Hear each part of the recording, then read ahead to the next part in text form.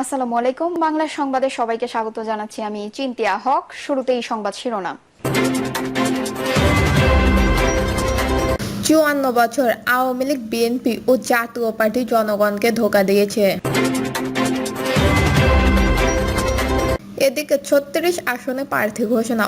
অন্তর্বর্তী সরকারের ক্ষমতা হস্তান্তর শান্তিপূর্ণ হবে কিনা সন্দেহ নূরের। জানাবো আল জাজিরার অনুসন্ধান, তাদেরকে গুলি কর নির্দেশ দেন শেখ হাসিনা।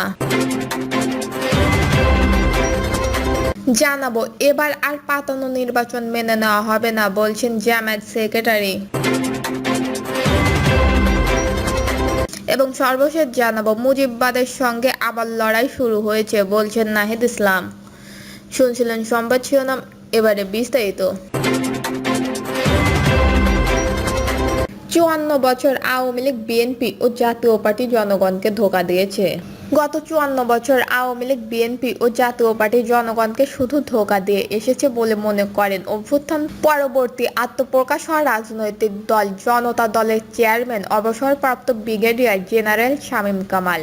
তিনি বলেন, গত ৫৪ বছরে আওয়ামী লীগ, বিএনপি ও জাতীয় পার্টি জনগণকে শুধু ধোঁকাই দিয়ে এসেছে। দেশের রাজনৈতিক নেতাদের ৯৫%ই দুর্নীতিতে জড়িত। বড় রাজনৈতিক পরিবার ছাড়া কেউ বড় পদে জায়গা পায় না। তাদের সন্তানরা বিদেশে পড়াশোনা করে। সাধারণ জনগণ সেই সুবিধা থেকে বঞ্চিত। সংস্কার, বিচার ও নির্বাচন, এই ত্রিমুখী এজেন্ডা নিয়ে অন্তর্বর্তী সরকার যেটা ঘোষণা করেছে সেটা সামাল দিতে পারছে না উল্লেখ করে শামীম কামাল বলেন, জাতীয় ঐকমত্য কমিশনের সংস্কার নিয়ে বড় বড় রাজনৈতিক দলের সঙ্গে কোনো গুরুত্বপূর্ণ ঐকমত্য দেখা যাচ্ছে না। কেবল ছোটখাটো বিষয়ে কিছু মৈনাক্য রয়েছে। সরকার সংস্কার বিষয় উল্লেখ করে অগ্রগতি অর্জন করতে পারবেন না। জনতার দলের চেয়ারম্যান বলেন, বাংলাদেশে বর্তমান প্রচলিত ৫ দ্য পোস্ট সিস্টেমটি লেয়ার হাউসের জন্য উপযুক্ত। তবে যদি আপার হাউস গঠিত হয় সেখানে পিআর পদ্ধতি প্রয়োগ করা যেতে পারে। এতে করে প্রতিটি দলের বিভিন্ন শ্রেণী পেশার প্রতিনিধির সুযোগ থাকবে। এটি পরীক্ষামূলকভাবে কিছুদিন চালু করে দেখা যেতে পারে। তবে এটি কেবল সভ্য ও পরিপক্ত গণতন্ত্রের কার্যকর হয়। আমাদের মতো ভঙ্গুর গণতন্ত্রে তা সম্ভব নয়। নির্বাচন প্রসঙ্গে তিনি বলেন, বর্তমানে সরকারের সর্বোচ্চ অগ্রাধিকার হওয়া উচিত ছিল নির্বাচন। জনগণ অতিষ্ঠ হয়ে গেছে, তারা মুক্তি চায়। সেই মুক্তির উপায় হতে পারে একটি দ্রুত নির্বাচন। ছেড়ে দেমা কেঁদেবাজি অবস্থায় পৌঁছানোর আগে বিচার প্রক্রিয়া সম্পর্কে শামীম কামাল বলেন, বিচার একটি দীর্ঘমেয়াদী প্রক্রিয়া, দ্রুত শেষ করা সম্ভব নয়। তবে একজন স্বৈরশাসক ও শীর্ষ অপরাধীদের টেকেন বিচার করা যেতে পারে। জনতা দলের চেয়ারম্যান আরও বলেন, এখন পর্যন্ত সারা দেশে ৬০টি আসনে প্রার্থী চূড়ান্ত করেছে জনতার দল। নিবন্ধন না পেলেও তারা স্বতন্ত্রভাবে নির্বাচন করবে। ৩৬ আসনে প্রার্থী ঘোষণা। অন্তর্বর্তী সরকারের ক্ষমতা হস্তান্তর শান্তিপূর্ণ হবে কিনা সন্দেহ নূরের। গণ অধিকার পরিষদের সভাপতি নুরুল হক নূর বলেছেন, অন্তর্বর্তী সরকারের ১১ মাসে আমাদের স্বপ্ন দুঃস্বপ্ন পরিণত হয়েছে। অন্তর্বর্তী সরকারের ক্ষমতা হস্তান্তর শান্তিপূর্ণ হবে কিনা তা নিয়ে সন্দেহ রয়েছে।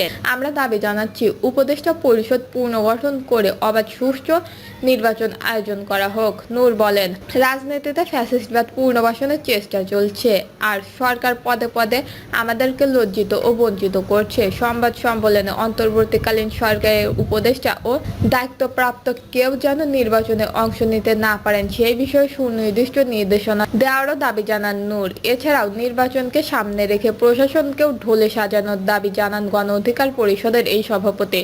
সংবাদ সম্মেলনে দেশের প্রশ্নে করিডোর বন্ধ, জাতিসংঘের মানবাধিকার কমিশনের কার্যালয় স্থাপনের মতো গুরুত্বপূর্ণ সিদ্ধান্ত পূর্ণ বিবেচনার আহ্বান জানান নুরুল হক নূর। গণ অধিকার পরিষদের প্রথম ধাপে ৩৬ জন প্রার্থীর তালিকা ঘোষণা।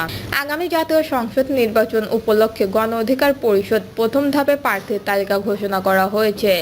পর্যায়ক্রমে ৩০০ আসনের তালিকা করা হবে। দলের সিনিয়র যুগ্ম সাধারণ সম্পাদক হাসান আল মামুন এই তালিকা ঘোষণা করেন। এই সময় উপস্থিত ছিলেন গণ অধিকার পরিষদের সভাপতি নুরুল হক নূর ও সাধারণ সম্পাদক রাশেদ খান সহ দলের সিনিয়র নেতারা। আল জাজিরার অনুসন্ধান, তাদেরকে গুলি কর নির্দেশ দেন শেখ হাসিনা। কোটা সংস্কার আন্দোলনে অংশ নেওয়া শিক্ষার্থীদের উপর গুলি করার নির্দেশ দিয়েছে সাবেক প্রধানমন্ত্রী শেখ হাসিনা। তিনি বলেছিলেন, যেখানে তাদের পাবে গুলি করবে। আল জাজিরার হাতে আসা শেখ হাসিনার ফোন আলাপের গোপন রেকর্ডে এমনটাই উঠে এসেছে। টানা প্রায় 15 বছর বাংলাদেশ শাসন করেছে শেখ হাসিনা। কয়েক সপ্তাহের বিক্ষোভ ও বিক্ষোভকারীদের বিরুদ্ধে সরকারি বাহিনীগুলোর নৃশংস পদক্ষেপের পর গত 5 আগস্ট তিনি পদত্যাগ করেন এবং ভারতে পালিয়ে যান। বাংলাদেশের আন্তর্জাতিক অপরাধ ট্রাইব্যুনালের তথ্য অনুযায়ী এই বিক্ষোভ ঘিরে আইনশৃঙ্খলা রক্ষাকারী বাহিনী 1400 জনকে হত্যা ও 20,000-এর বেশি মানুষকে আহত করেছে। ফোন আলাপের রেকর্ডিংগুলো কৃত্রিম বুদ্ধিমত্তা দিয়ে কোনো কারসাজি করা হয়েছে কিনা তা যাচাই করার জন্য অডিও ফরেনসিক বিশেষজ্ঞদের দিয়ে বিশ্লেষণ করেছে আল জাজিরা ইনভেস্টিগেটিভ ইউনিট। এছাড়াও ভয়েস ম্যাচিং এর মাধ্যমে ফোন আলাপকারীদের শনাক্ত করা হয়েছে। ন্যাশনাল টেলিকমিউনিকেশন মনিটর সেন্টার কর্তৃক গত 18 জুলাই রেকর্ড করা একটি ফোন কলে শেখ হাসিনা তার এক সহকারীকে বলছে তিনি তার নিরাপত্তা বাহিনীকে প্রাণঘাতী অস্ত্র ব্যবহারের নির্দেশ দিয়েছিলেন। শেখ হাসিনা বলেন, আমার নির্দেশনা দেওয়া আছে, ওপেন নির্দেশনা দিয়ে দিয়েছি একদম। এখন লিথাল ওয়েপনস ব্যবহার করেন, যেখানে পাবেন সোজা গুলি করেন, ওইটা বলা আছে। ফোন রেকর্ডে তাকে বলতে শোনা যায়, যেখানেই গ্যাদারিং দেখবে সেখানেই ওদের ওপর এখন ওপর থেকে করা হচ্ছে। অলরেডি শুরু হয়ে গেছে কয়েকটি জায়গায়। কিছু বিক্ষোভকারীরা সরে গেছে। ঢাকা পপুলার মেডিকেল কলেজ হাসপাতালের জরুরি বিভাগের চিকিৎসক সাবির শরীফ আল জাজিরার আই ইউনিটকে বলেছেন, আমাদের হাসপাতালের সামনে হেলিকপ্টার থেকে টার্গেট করে গুলি টিয়ার সেল ফেলা হয়েছে। এবার আর পাতানো নির্বাচন মেনে নেওয়া হবে না, বলছেন জামায়াত সেক্রেটারি।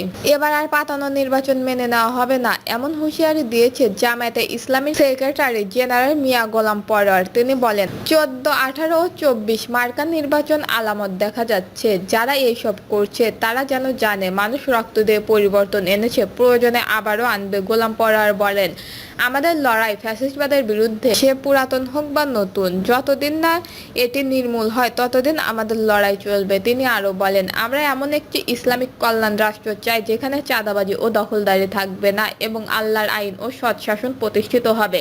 সমাবেশে দেশের অমুসলিম সম্প্রদায়ের প্রতি জামায়াতের অবস্থা ব্যাখ্যা করে তিনি বলেন, যখন অন্যরা নির্যাতন করেছে তখন জামায়াত তাদের পাশে দাঁড়িয়েছে। ভবিষ্যতেও আমরা ধর্মীয় অধিকারে বিশ্বাসী। বিল জাকাতের সমস্যা স্থায়ী সমাধানের প্রতিশ্রুতি দিয়ে জামায়াত আমির বলেন, আল্লাহর রহমতের সুযোগ পেলে আমি এই অঞ্চলের সেবা করে যাব। গোলাম পরোয়ার আরো দাবি করেন, জুলাই বিপ্লবের মাধ্যমে আওয়ামী লীগের অপশাসনের অবসান হয়েছে। যারা এত প্রাণ দিয়েছে তাদের জাতীয় বীরের মর্যাদা দেওয়া উচিত। মুজিববাদের সঙ্গে আবার লড়াই শুরু হয়েছে, বলছেন নাহিদ ইসলাম।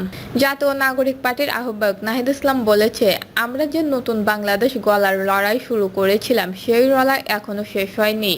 যে কাঙ্ক্ষিত বাংলাদেশ চেয়েছিলাম তা পাইনি।